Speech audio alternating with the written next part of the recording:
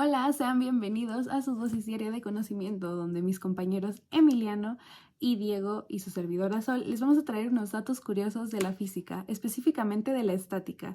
Y para llegar a hablar de estos datos curiosos es necesario primero abordar sobre quién fue el padre de la mecánica, que es de donde se deriva la estática, Isaac Newton. ¿Qué les puedo decir de Isaac Newton? Bueno, para empezar, nació en Navidad y el muchacho no creció en una familia, digamos, como muy, uy, qué buena familia. La verdad es que vivió un drama familiar bastante intenso, digno de un capítulo de La Rosa de Guadalupe, donde su madre lo abandona recién nacido con su abuela y a su abuela no le caía bien a Isaac. En fin, fue creciendo y fue un niño bastante curioso. Entró al Trinity College en Cambridge y era muy conspiranoico, se pasaba horas leyendo la Biblia tratando de descifrar algún código o idioma sagrado oculto. Desafortunadamente, cuando vivió hubo una pandemia y lo cual lo hizo regresarse a casa. Y podemos decir que ese momento fue cúspide en su carrera, ya que con tanto tiempo libre y sin nada que hacer, se puso a pensar, experimentar y hacer de todo. El señor en esa época puso algunas bases y inventó prácticamente el infierno de todo universitario, el cálculo. También experimentó y empezó a investigar acerca de los espectros de luz y él era tan metido el señor que se picaba con agujas los ojos para ver si pasaba algo. Aquí les voy a explicar rápidamente de dónde surge su concepto de gravedad y para explicarlo tengo que recurrir a Galileo y su movimiento rectilíneo uniforme, su concepto de movimiento rectilíneo uniforme. Bueno, para empezar, Galileo llegó a la idea, el concepto de movimiento rectilíneo uniforme porque él estaba imaginando un péndulo. Aquí tenemos un intento de péndulo. Entonces, aquí tenemos nuestro péndulo. El péndulo se mueve de un lado a otro. Él se dio cuenta que entre más largo el péndulo, era más larga la distancia que recorría de un lado al otro la cosita que estuviera acá abajo, el objeto.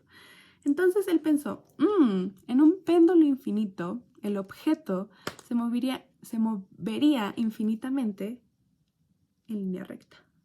O, bueno, sí, técnicamente sí. Pero en su época, obviamente, no tenían péndulos infinitos ni tenían una forma de demostrar eso. Entonces, esto nada más se quedó como un concepto. Ahora nosotros sabemos que esto es posible. ¿Por qué? Tenemos el ejemplo del Voyager. Nosotros lo mandamos y ahí sigue en su trayectoria. Y va a seguir así hasta la eternidad, hasta que algo lo perturbe y ya, cambia de dirección.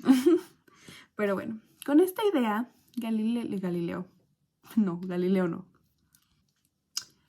Con este concepto explicado, para llegar a su ley de gravitación universal, y más bien, mejor dicho, el concepto de gravedad, Newton estaba pensando, hay algo que hace que la luna no salga disparada en línea recta, ¿no? Hay algo que mantiene atraída a la luna a la Tierra y que hace que esa fuerza haga que dé vueltas alrededor de la Tierra.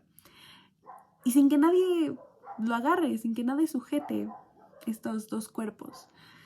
A esta fuerza misteriosa sin nombre la llamó gravedad.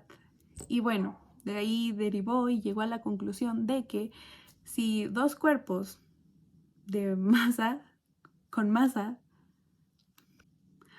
con este concepto de gravedad ya formado en su cabeza, dedujo que dos cuerpos con masa que se atraen, esta fuerza que atrae estos cuerpos con masa tiende a aumentar si la masa de estos cuerpos aumenta y a disminuir si los cuerpos se alejan. ¿Ok? Y entonces, ya una vez formado tanto estas bases, no.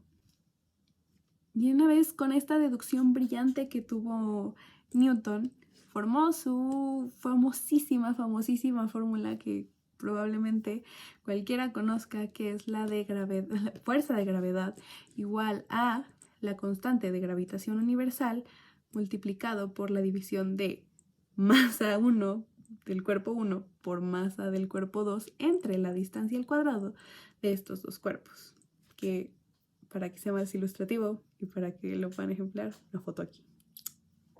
Y bueno, eso sería todo de mi parte y vamos a pasar con Diego para que nos explique las otras tres leyes y otros datos curiosos. Bien, ahora hablaremos de las leyes de Newton. En un inicio estos postulados no tenían un nombre como tal y solo fueron enumerados por Newton. Tiempo después se les fue nombrando con los nombres de ley de inercia, ley de acción y reacción, etc. Estas leyes son universales, ya que se cumplen aquí, como en su casa, como en la esquina, como en la luna y como en Marte. Bien, estas leyes responden a la gran pregunta, ¿por qué se mueven las cosas? Bien, Newton se encargó de explicar esto en las tres leyes. Primera ley. Estipula que todo cuerpo en reposo o movimiento uniforme seguirá así hasta que una fuerza externa ejerza sobre él. En resumen, esta define el tipo de sistema que se está analizando, ya sea, como se dijo antes, estático o en movimiento. Bien, la segunda ley habla de la aceleración que es ejercida a un cuerpo.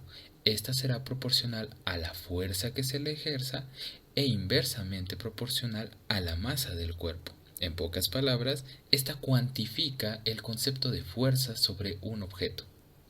Bien, ahora la tercera ley, y posiblemente la más conocida por su nombre, la ley de acción y reacción, estipula que las fuerzas vienen en pares.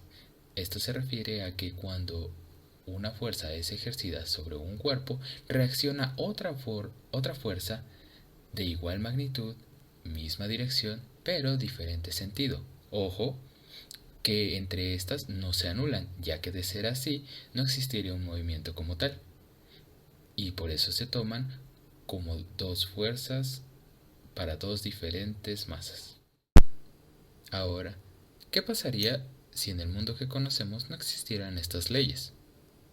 Pues posiblemente todo sería igual, seguiría el movimiento normalmente, sin embargo no sabríamos cómo explicarlo. A diferencia de qué pasaría si no existiera el movimiento, sin inercia, pues todo estaría en un reposo relativo, ya que por sí mismo el movimiento es relativo. Explicamos esto. Imaginemos un tren, y dentro de ese tren hay un boletero que va caminando a través de los asientos. Bien, las personas que están dentro del tren ven al boletero caminando normalmente. Sin embargo, las personas que van por fuera ven al tren yendo a gran velocidad y en su interior viendo a los pasajeros y al boletero yendo a gran velocidad. Hola compañero, yo soy Emiliano y después de haber escuchado a mi compañera Sol y a mi compañero Diego hablar sobre ciertos datos de Newton, las leyes y estos datos interesantes, estos datos curiosos, pues creo que también es importante darle un sentido cool a estas leyes, ¿no? Una de las cosas más importantes o que a mí me hace muy interesante sería la paradoja clásica de la fuerza imparable contra el objeto inamovible. Ok, mira, vamos a empezar a definir qué es un objeto inamovible. Basándonos en la segunda ley de Newton, fuerza igual a masa por aceleración, despejando la aceleración, tendríamos que un objeto inamovible es aquel que no se puede mover por nada del mundo, por lo tanto provocando que su masa sea infinita.